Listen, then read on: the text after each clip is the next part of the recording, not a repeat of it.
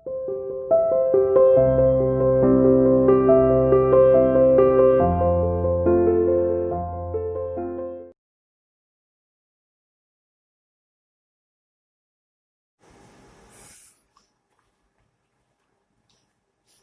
Students, you are welcome to CR international online classes. आज आपका assignment number 35 for Hindi medium, 18 for English medium. ये 11th arts में history और Hindi English medium का common है। Topic आपका battles fought by prophet, lesson number 4 से।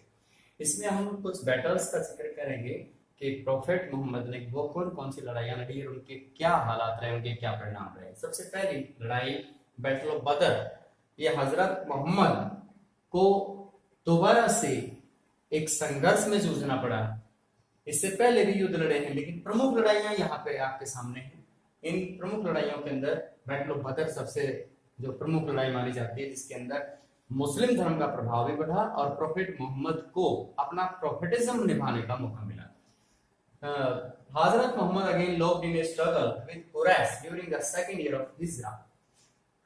जब मदीना हिजरी कैलेंडर जब से शुरू होता है, मक्का को छोड़ करके मदीना आने की जो वजह थी वो सिर्फ यही वजह थी, कुरैश कबीला इनके साथ जब बार बार लड़ाई करता था। उसी लड़ाई से बचने के लिए ये लोग मदीना आ गए, इनके अनुयायी भी मदीना आ गए। मदीना आने के बाद भी 2 साल बाद उन्होंने फिर आक्रमण कर दिया, मदीना पर आक्रमण कर दिया।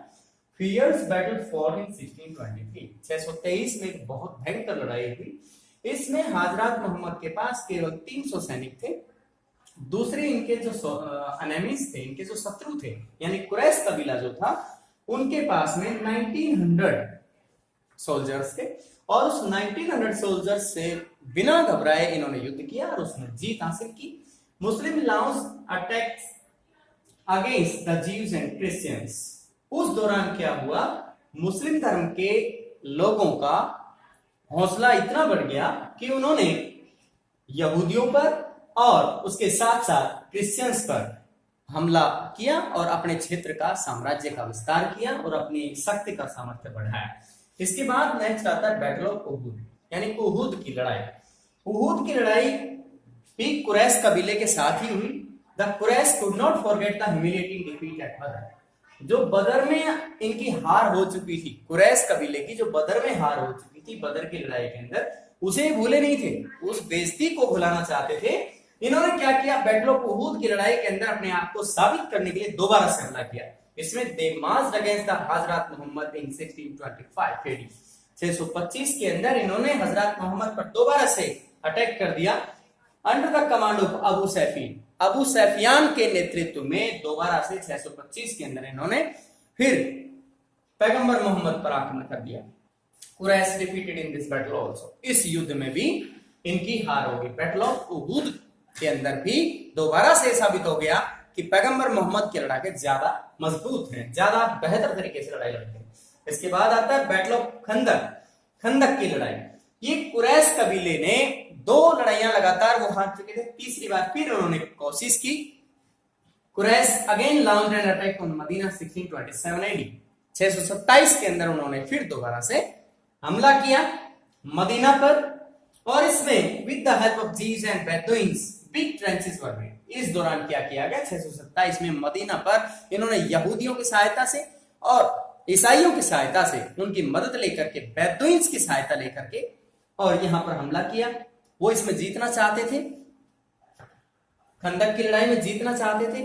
प्रॉफिट मोहम्मद कूटनीतिक रूप से बहुत चालाक था। उसने क्या किया, अपने शहर के बाहर एक बड़ी खाई का निर्माण करा दिया, एक चौड़ी खाई बना दी। अब इनके पास में जो लड़ाके थे, कुरैश कबीले के पास लड़ाके थे, घुड़सवार ज्यादा थे। अब घुड़सवारों को कोई लाभ नहीं मिला, क्योंकि खाई होने की वजह से वो उसे क्रॉस नहीं कर पाए और वो सब पीछे रह गए।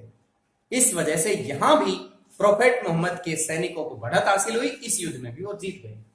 इसके बाद attack on Mecca 1628 AD। Prophet made up mind to attack on Mecca with 1400 followers. इस दौरान क्या हुआ, मक्का पर आक्रमण किया गया। किसके द्वारा, प्रॉफिट मोहम्मद के द्वारा। अब तक तो हमला प्रॉफिट मोहम्मद पर कुरैश कबीले का हो रहा था। अब पहली बार पैगंबर मोहम्मद ने मन बनाया कि क्यों ना हम कुरैश कबीले की जो उनका मेन साम्राज्य है जहां से वो बार बार अटैक करते हैं, यानी मक्का पर आक्रमण किया। उस आक्रमण के दौरान इसने 1400 अपने अनुयायियों के साथ में वहां आक्रमण किया और इस युद्ध में भी बहुत भयंकर लड़ाई हुई। इसमें भी इसको प्रोफेट मोहम्मद को बढ़त हासिल हुई और इसके बाद में जो इनके दुश्मन थे उन दुश्मनों के साथ भी इन्होंने समझौता किया और भाईचारा निभाते हुए और अपने कुरैश कबीले के साथ जो पुरानी दुश्मनी थी उसको खत्म कर दिया और इसके बाद और ज्यादा पूरे कंप्लीट अरब इलाके में अपना साम्राज्य का विस्तार करके दिखाया। यहां हम देख सकते हैं चारों लड़ाइयों का जिक्र मैंने किया। बदर की लड़ाई, सभी लड़ाइयों के अंदर पैगंबर मोहम्मद जीते हैं। इसमें हम देख सकते हैं कि ये मात्र 300 सोल्जर्स थे और इनके जो दुश्मन थे 900 सोल्जर्स थे, उसके बाद भी ये जीते। इसके अगले युद्ध में बैटल ऑफ उहुद के अंदर कुरैश उस युद्ध को भुला नहीं पाए, बदला लेने के लिए बदर की लड़ाई लड़ी, इसमें भी हार गए। इसमें भी इनको कॉन्फिडेंस जाता रहा। इनका नेतृत्व अबू सैफियान कर रहा था लेकिन कोई फायदा नहीं हुआ। इसके बाद बैटल ऑफ खंदक की लड़ाई के अंदर पैगंबर मोहम्मद ने अपने शहर के चारों तरफ खाई खुदवा दी। दुश्मन सेना के घुड़सवार खाई के बाहर रह गए, इसलिए युद्ध में वो बढ़त हासिल नहीं कर पाए और उनकी सेना इस युद्ध में भी जीत गए। इसके बाद अब तक ये अटैक पैगंबर मोहम्मद पर किया जा रहा था। अब पहली बार पैगंबर मोहम्मद ने निर्णय लिया कि हम भी हमला करेंगे।